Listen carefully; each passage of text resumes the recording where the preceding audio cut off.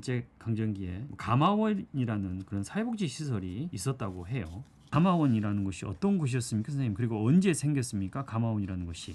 그 가마원이 1923년에 예. 그 조선 총독부가 예. 가마령을 제작을 합니다. 그 법에 의해서 1938년에 목포 고화도에 가마원이 개원이 됩니다. 예. 예. 그와 동시에 한경남도 원산 옆에 영흥이란 부락이 있습니다. 예. 거기에도 동시에 같이 개원이 됩니다. 그때 일제가 두 개를 만들었죠. 예. 어떤 사람들을 거기다 입소를 시켰느냐. 조선인 중에서 지체장애야. 예. 그리고 일본의 반항적인 기질이 있는 사람들. 예. 8세부터 15세 사이의 아이들을 데려다가 거기서 일본군 731 부대에 의해서 신체 실험을 이제 하는 그런 곳이었습니다. 잠깐 그 가마원 그 한번 영상을 보도록 할까요?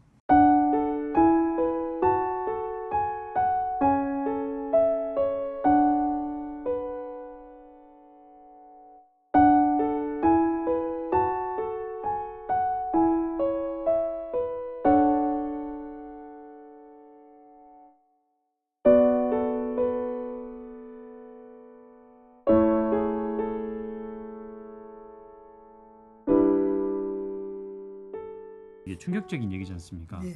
저런 사회복지 시설에서 만약에 그들이 그런 그 만행을 했다면 선생님은 어떻게 해서 저기에서 그런 일들이 벌어졌다고 어떻게 해서 그렇게 확신을 하십니까? 제가 이제 1950년도 예. 국민학교 1학년이었습니다. 예. 예. 근데 저희 아버님이 그 당시에 사법서사였어요. 예. 그 사법서사 사무실을 운영하고 계셨는데 예. 그 당시 목포에 강대웅 변호사님이라고 계셨습니다. 예. 그분하고 저희 아버님하고 아주 절친한 사이였어요. 예. 아버님 사무실에 갔더니 두 분이 말씀을 나누고 계시더라고요. 예. 근데 저희 아버님이 야 자네 거기 가봤는가 그러시더라고요. 그러니까 그 강 변호사님이 갔는데 너무 비참하대. 뭐가 어떻게 비참하더냐. 이렇게 아이들이 친구야 잘 가거라. 이게 글도 써서 붙여놓고 그러고 애들한테 물어보니까 막 죽는다고 소리도 질렀고 그러고 가운을 입은 의사처럼 생긴 군인들이 와서 친구들의 피를 뽑아갔다. 뭐 이런 얘기도 하고 그래서 강 변호사님은 왜 거기를 갔느냐. 그게 궁금하지 않습니까? 그때 이제 저희 아버님한테 제가 물어봤어요. 아버지 어째 저 아저씨는 거기를 갔다 왔어? 내가 그랬거든요. 예. 그때 제 아버님이 국가에서 가서 상황을 좀 알아가지고 와라 지시를 했다는 거예요. 예.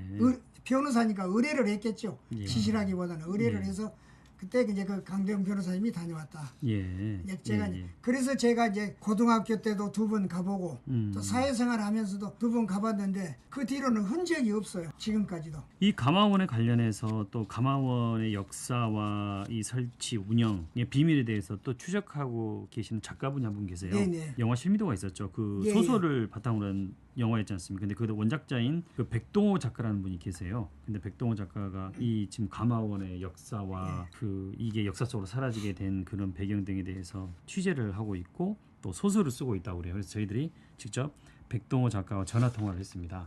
함께 좀 같이 들어보시고 또 얘기를 나누도록 하겠습니다. 가마원은 고화도에 만들 필요가 없는 곳이었어요. 가마원을 만든 사람이 제7대 조선 총독 그 미나미지로였는데 소록도 말고 고화도, 성감도 세 곳에 강제 수용소를 만들었는데 모두 죽음의 섬이었어요. 거기는 들어가면 살아나오기 어려운 그런 섬이었고 가마원의 본래 목적인 불량 소년들을 교화시키는 곳이 아니었어요. 고화도는. 그 당시 신문 1939년 6월 13일자 동아일보에 보면은 뭐 이렇게 밥하고 청소하고 이런 사람 빼놓고 8살부터 12살까지의 아이들이 24명이었는데 가마원을 갈 정도로 그렇게 죄를 범할 수 있는 아이들이 아니었거든요. 당시 그 세계적으로 유행한 그 우생학에 의해서 열등한 인간들을 말살시키는 정책, 그러니까 소록도는 나환자, 고화도 가마원은 전응아, 그런 분류를 해갖고 창설하게 된 거예요. 이 얘기를 하던 백동호 작가는 아까 말씀하셨던 그 생체 실험 얘기도 해요. 예. 그래서 더 한번 얘기를 더 들어보도록 하겠습니다. 백동호 작가 얘기를 더 들어보실까요? 그 생체 실험의 일본 총책임자가 당시 제7대 조선 총독이던 미나미지로가 그 총괄하는 가장 우두머리였어요.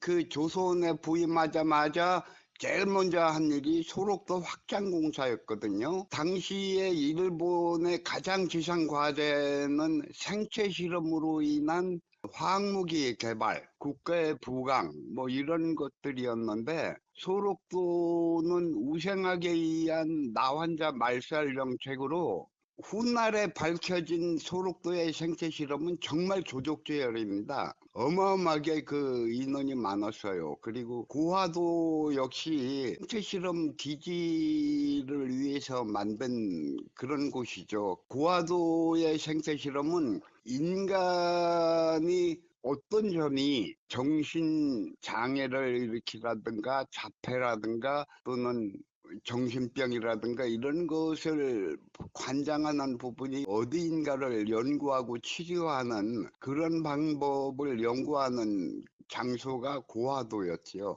이런 인터뷰 내용입니다. 관련해서 박 선생님 하신 말씀 있으신가요? 근데 이제 그 기록에 의하면요. 예. 일본군 731 부대가 예. 중국 하얼빈에 그 본부를 두고 있었거든요. 예. 그래가지고 생화학 무기 개발을 위해서 필리핀, 예.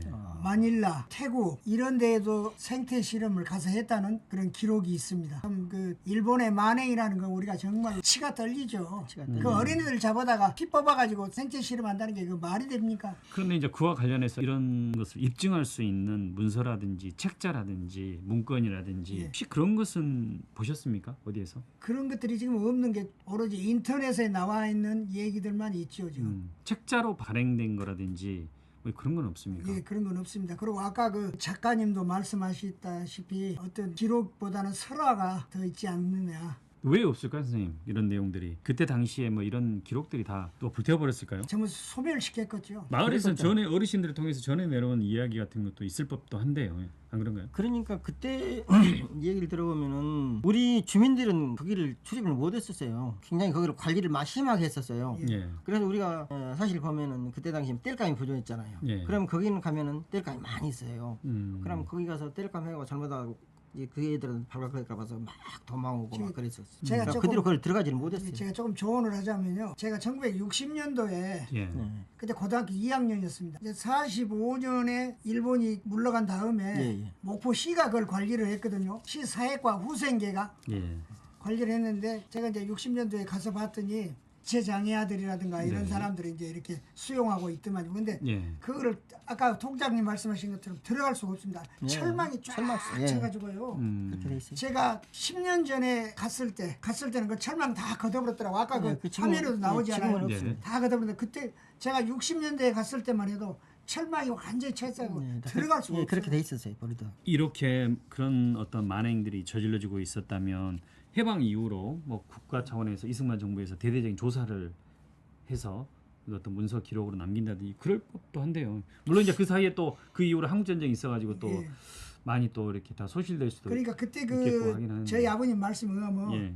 강대용 변호사님이 정부에 보고를 했는데 중앙정부가 그런 자료를 어떻게 했는가 모르죠. 그런 조사를 했다면 그 조사했다는 그런 기록 자체도 있을 거 아닙니까? 목포시가 가지고 있는 게 아니고 음. 중앙정부로 보고를 했으니까 중앙정부가 어떻게 했는가 모르죠. 비인권적인 행동을 그 섬에서 했다는 게 이런 아픈 역사를 간직하고 고아도가 그러고 있다고 하니까 참 가슴이 머뭇합니다.